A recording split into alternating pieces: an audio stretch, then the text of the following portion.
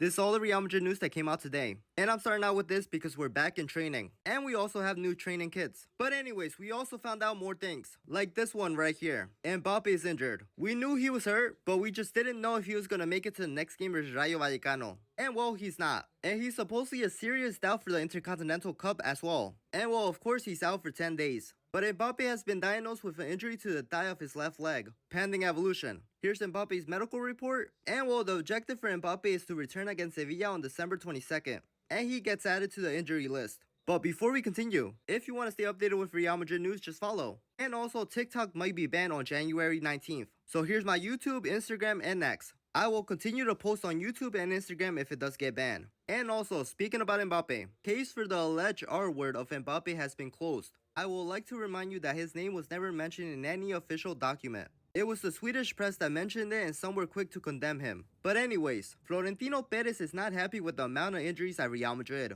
Tonio Pintos is pointed out the most, but the medical services or the physiotherapists are blamed too. Ancelotti is also accused of burning out the players, or rushing them after injuries. And speaking about a player that has dealt with injuries, Rodrigo has played 85 minutes only 5 times so far this season. And the UCL Team of the Week came out. Rudiger is in the Team of the Week. And well, this is a new Champions League ball for the knockout stage. Nuri Sahin said this. They asked him who is better between Barca and Real Madrid. He said, for me, Borussia Dortmund is always the best. But if I had to pick, then Real Madrid. And also, Ceballos' recent performances has secured his future despite earlier talks of a departure. In 2023, Ceballos renewed with Real Madrid until 2027, turning down 2 UCL clubs. Staying at Madrid was and is his wish. And Zidane said this about Jude. He is a good successor for everything. For his football, for the fans, for Real Madrid, to the shirt, to the boots, and I'm pleased he's part of the Predator Boots family. And Jude said this about the boots. I watched some of my favorite players wearing the boots growing up. With Zidane, it's the movement with the ball, the skill, the creativeness to get in those situations.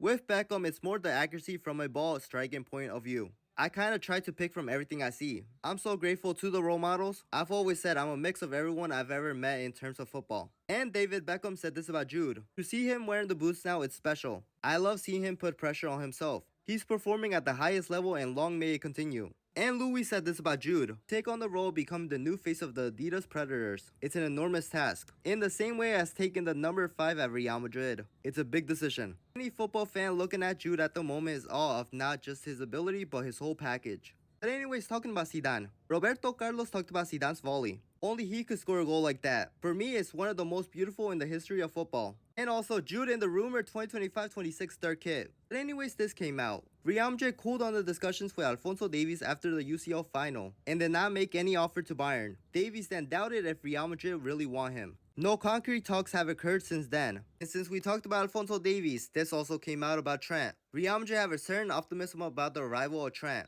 but it's not a done deal. Liverpool want to play their cards and convince him, but they know that with each passing day, it's becoming harder. The next few weeks will bring clarity. And well, Jude is actively working on convincing Trent to join Real Madrid, according to their level. And also, James Rodriguez talked about Real Madrid. Maybe I could have stayed a year or 2 more, and my numbers could have been a little higher. But at that time, due to circumstances, they didn't let me stay and that happened. But I think I could have stayed 2 or 3 more years there. And he talked about Luka Modric. He's a genius, a genius. I had the chance to play with him and as the years go by, he's getting better and better. The older he gets, the more quality he has. When I played with him, he was already very, very good. And now he's a genius. From 0 to 10, how happy were you at Real Madrid? 10.